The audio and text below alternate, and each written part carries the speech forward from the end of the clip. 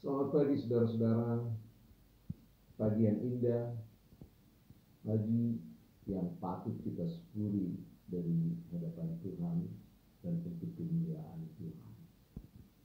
Kenapa ya kita harus bersyukur? Ya, kita harus bersyukur apapun situasinya, karena ternyata kita harus menyadari tidak ada yang pernah kita ciptakan, apa yang kita miliki, apa yang kita butuhkan dalam hidup ini, semua adalah ciptaan Tuhan. Tidak ada satupun yang kita perbuat, kita hanya menggunakannya. Oleh karena itu bersyukur adalah satu sikap yang sangat positif, berdampak luar biasa dalam hidup kita. Itu sebabnya Paulus mengajarkan kita supaya kita senantiasa bersyukur.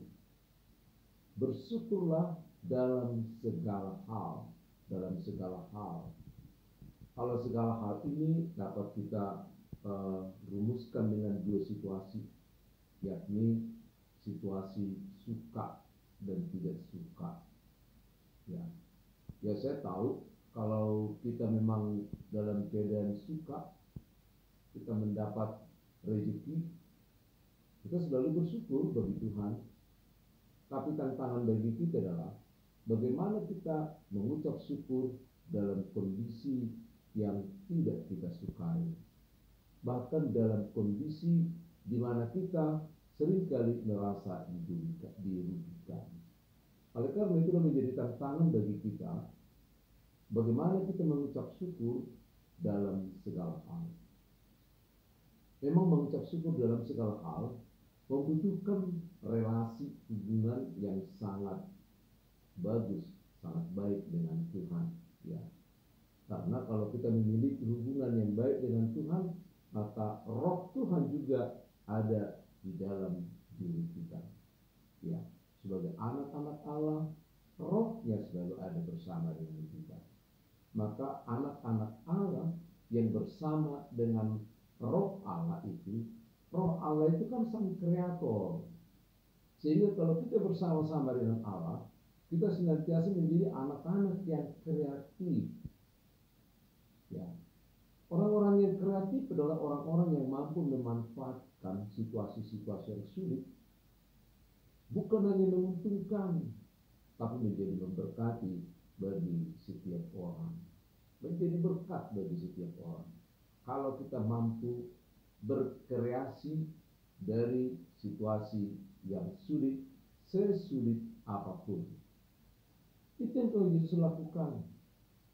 Satu kali dia bersama dengan 5.000 orang. Satu hari dia berkhotbah mengajari mereka. Tidak ada yang meninggalkan tempat. Hari sudah mulai gelap. Lalu para murid mulai gelisah. Bagaimana dengan orang banyak ini? Mau pulang ke kampung dengan perut lapar. Ya. Lalu mereka berbicara dengan Tuhan Yesus. Lalu Yesus mengatakan, udah kita harus memberi makan mereka. Lalu Petrus dengan murid yang lain mengatakan, dari mana uang kita untuk membeli roti sebanyak ini? Dari 5.000 loh. Panitianya belum ada, pasarnya di mana? Ya. Tempatnya belum dibagi, bagaimana mengkontribusikan itu semuanya? Lalu Yesus mengatakan, ambillah apa yang ada samamu. Lalu Petrus mengatakan, setelah mencari, hanya ada 5 roti dan 2 ikan. Ketika dibawa ke Tuhan Yesus ke 5 roti dan 2 ikan itu dan diterima, lalu dia mengatakan kepada para murid-muridnya, suruh orang banyak itu duduk. Suruh orang banyak itu duduk. Coba. Ketika dikatakan diperintah semua orang banyak itu disuruh duduk. Lalu Yesus mengangkat roti itu dan ikan itu. Kemudian dia menengadah ke atas, mengucap syukur. Coba perhatikan di Yohanes 9 ayat yang ke-11. Ketika dia mengucap syukur, tangannya tidak turun lagi, dari tangan mengucap syukur itulah dipotong sedikit demi sedikit kepada para muridnya, dan terus dipotong betapa roti itu tidak habis-habis. Sebanyak orang meminta, sebanyak itu roti tersedia. Sehingga ketika di lapangan, ternyata roti itu sisa 12 bakul. Kenapa? Jangan katakan hanya karena itu diberikan oleh seorang anak, tapi karena Yesus mengucap syukur atas apa yang ada di kondisi yang sebenarnya tidak begitu menguntungkan. Shalom Ellen. Dari ruang kerja Gereja GKP Rawamangun, atas nama Majelis Jemaat GKP Rawamangun, kami menghampiri, menyapa saudara-saudara dalam keadaan kita yang ada yang tertekan karena sudah bosan di rumah bersama dengan anak-anak, ada yang uring-uringan, dan mungkin banyak tingkah yang tidak menyenangkan. Tapi kalau kita bawa situasi dan suasana ini di hadapan Tuhan, maka kita nanti akan melihat kreasi baru di dalam hidup kita. Kembali kami ucapkan salam yang selalu kita ucapkan, selalu kita sampaikan secara responsulia untuk membangun situasi, membangun hati kita, membangun keadaan dalam persekutuan kita. Shalom, Elohim. Saudara-saudara, banyak orang yang menyesali keadaan ini. Banyak orang mengeluh. Saya baca dari WA, SMS, bahkan dari telepon teman-teman, keluhan pertama yang dikatakan, bosan tinggal di rumah, berapa lama lagi? Anak-anak sudah bosan, apalagi suami makin bosan, istri juga udah jenuh. Ya, berbagai kreasi telah dibuat, ternyata tidak mampu menenteramkan semuanya. Wajar sebagai manusia, apalagi kita yang selama ini yang sudah sangat berjauhan satu dengan yang lain, suami istri sudah jarang ketemu, anak-anak juga sudah jarang dibimbing. Maka ketika bertemu seperti sekarang ini menjadi sesuatu yang dipaksakan dan memang tidak kita senangi. Oleh karena itu, saudara-saudara, kita melihat dulu peristiwa ini. Apa yang paling kita hindari selama ini di dalam persekutuan kita dengan Tuhan adalah soal waktu. Sehingga banyak orang tidak punya waktu dalam persekutuan dengan Tuhan, sekaligus juga gak punya waktu dengan persekutuan dengan keluarganya. Oleh karena itu, dalam keadaan seperti sekarang ini, mari kita lihat ini sebagai satu kesempatan bagaimana kita sebagai orang tua menggunakan kesempatan ini untuk bersatu dengan keluarga. Bahkan bukan hanya sekedar bersatu, tapi memperbaiki situasi rumah tangga dengan melalui perbaikan kerohanian rumah tangga. Bukankah sudah lama kita tidak pernah menjalankan tugas kita sebagai orang tua terhadap anak kita? Kalau kita baca misalnya di Ulangan pasal yang ke-6 ayat yang ke-7, di mana setiap orang tua punya kewajiban bagaimana menuturkan firman Tuhan kepada anak-anaknya. Di sana dikatakan, engkau harus mengajarkan ini kepada anakmu secara berulang-ulang. Ya, berulang-ulang loh diajarkan. Pada waktu makan sambil bercerita, pada waktu duduk-duduk di rumah yang tidak pernah kita jumpai dan yang selalu kita hindarkan, Sekarang seperti dipaksa kita harus bertemu, dipaksa harus duduk bersama. Maka jadilah anak-anak Allah yang kreatif, mengkreasikan pertemuan dalam rumah tangga ini, supaya ini menjadi sesuatu yang berkreasi atau terkreasikan. Maka kita harus membangunnya melalui firman Tuhan. Landasannya adalah firman Tuhan. Perdengarkan firman Tuhan, latihkan firman Tuhan, bagaimana cara berdoa, bagaimana memahami firman Tuhan, bagaimana bernyanyi bersama dengan anak-anak. Ini yang hilang.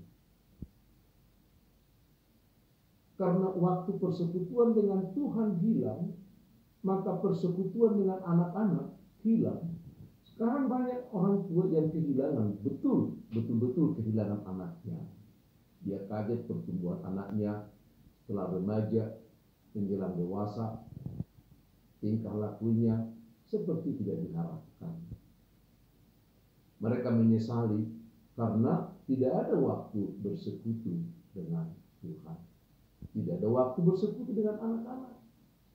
Maka mari kita coba renungkan.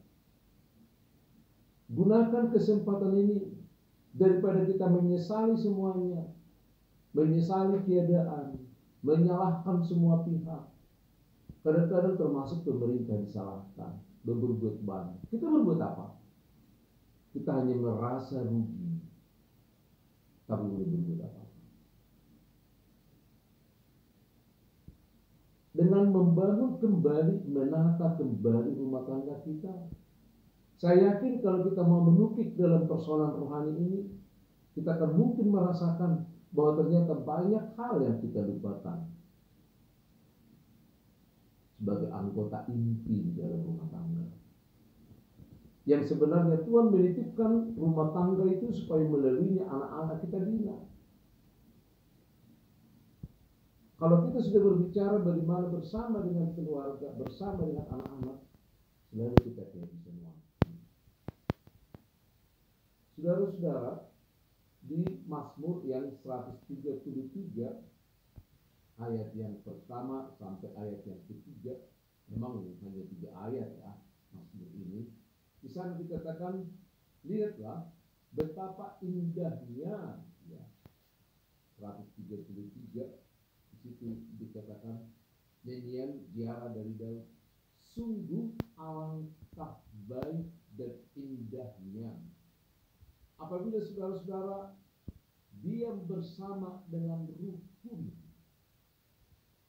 diam bersama, ada tempat, ada waktu, ada persekutuan, ada yang dibicarakan. Ayo, sekarang di rumah tangga, bikin firman Tuhan menjadi materi percakapan. Waktu yang sangat luang sekarang ini, jangan kau bilang aku sibuk. Sekarang saatnya bangun nuansanya. Memang Mazmur ini adalah Mazmur ziarah ketika bangsa Israel mau berziarah ke Yerusalem, dan ketika mereka lelah, mereka duduk bersama di pinggir jalan, makan apa adanya, bercerita kembali saudara bersaudara.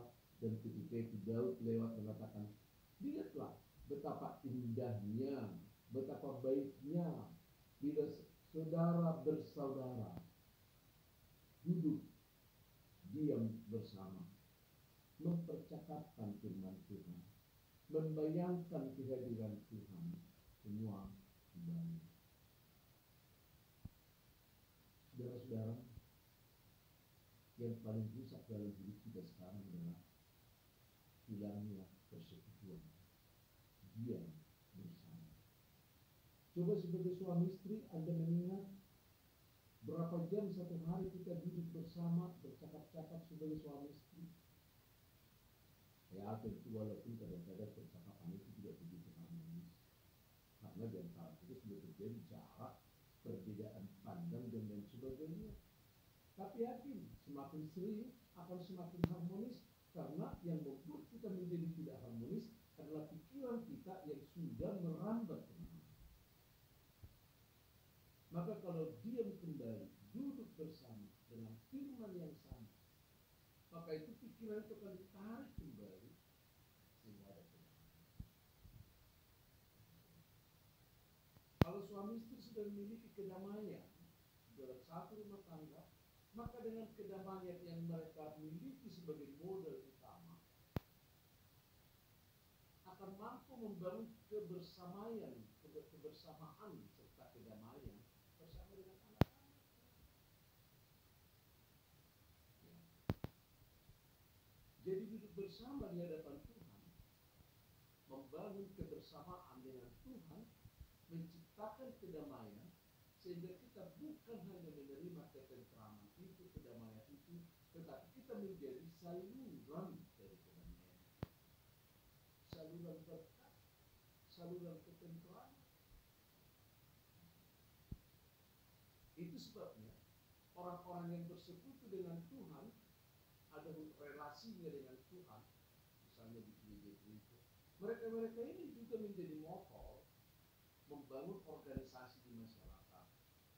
Ada persekutuan marga, ada persekutuan persaudaraan, ada organisasi lain, sehingga terberkati semua. Maka kita menjadi saluran berkat di tengah-tengah masyarakat adalah tergantung bagaimana relasi kita dengan sumber itu, sumber berkat itu. Kalau kita tidak punya hubungan dengan Tuhan yang baik, maka kita tidak akan mungkin menjadi berkat bagi siapapun. Ini rasa kemanusiaan kita, toleransi kita sudah sangat jauh. Pemahaman kita tentang situasi sudah sangat curigation. Karena kita tidak melihat dari hal-hal yang baik yang dapat disyukuri dari setiap persoalan yang timbul. Hal-hal kecil selalu kita tanggapi dengan negatif, dengan kecurigaan, ya, dengan iri hati, bukan dengan bersyukur, maka semakin menderita. Kekerasan yang terjadi pun dimulai dengan tidak terbentuknya persekutuan antara kita dengan Allah yang direfleksikan pertama-tama menjadi persekutuan di dalam rumah tangga. Rumah tangga yang bersekutu dengan Tuhan akan menjadi berkat bagi lingkungannya. Rumah tangga yang bersekutu dengan Tuhan akan menjadi berkat bagi familinya. Setiap orang yang bersentuhan dengan dia, rumah tangga yang bersekutu dengan Tuhan akan menjadi berkat di tempat kerja. Rumah tangga yang bersekutu dengan Tuhan menjadi perpanjangan tangan Tuhan untuk menjangkau setiap orang, baik di dalam suka maupun di dalam duka. Anak-anak Tuhan yang bersekutu. Dan persekutuan itulah sekarang yang banyak rusak di rumah tangga rusak. Akhirnya karena kerusakan persekutuan dalam rumah tangga yang tidak pernah diperbaiki ini, hanya diperbaiki secara simbolis. Kalau ada tamu, lalu mulai dengan senyum, ramah di rumah. Tapi kata batin, maka akan terasa dalam persekutuan itu. Saudaraku, kekasih Kristus, dia selalu ingin bersekutu dengan kita. Dia berikan rohnya di dalam diri kita, supaya roh Allah yang ada di dalam diri kita menjadi sumber dan alat yang bersatu, persekutuan, baik antara kita dengan Tuhan dan refleksinya kita dengan sesama manusia. Tentu dimulai dari keluarga. Anak-anak Allah yang bersekutu dengan keluarga ini, yang bersekutu dengan Tuhan, yakin akan menjadi berkat, menjadi saluran berkat di mana-mana. Baik di dalam pekerjaannya nanti, di rumah tangganya yang baru, mereka akan menjadi saluran berkat. Oleh karena itu kita harus lebih yakin sekarang. Anak-anak yang terdidik di dalam rumah tangga akan menjadi lebih menjamin untuk keutuhan rumah tangga, akan lebih menjamin kemanusiaan. Bahkan kalau kita baca dalam Mazmur 133 ini, Daud memberikan perumpamaan bahwa orang-orang yang bersekutu dengannya bagaikan harum yang diurapi dengan minyak, lalu minyaknya meleleh. Tanda kesuburan, tanda kesuburan, tanda kemakmuran, tanda dari berkat. Bahkan dia diberikan lagi perumpamaan seperti Sion yang terletak di lereng Gunung Sinai, di mana di Sinai itu ada bongkahan-bongkahan es karena dingin. Lalu pada waktu musim kering, bongkahan es ini akan meleleh sedikit demi sedikit mengairi ke Bukit Sion.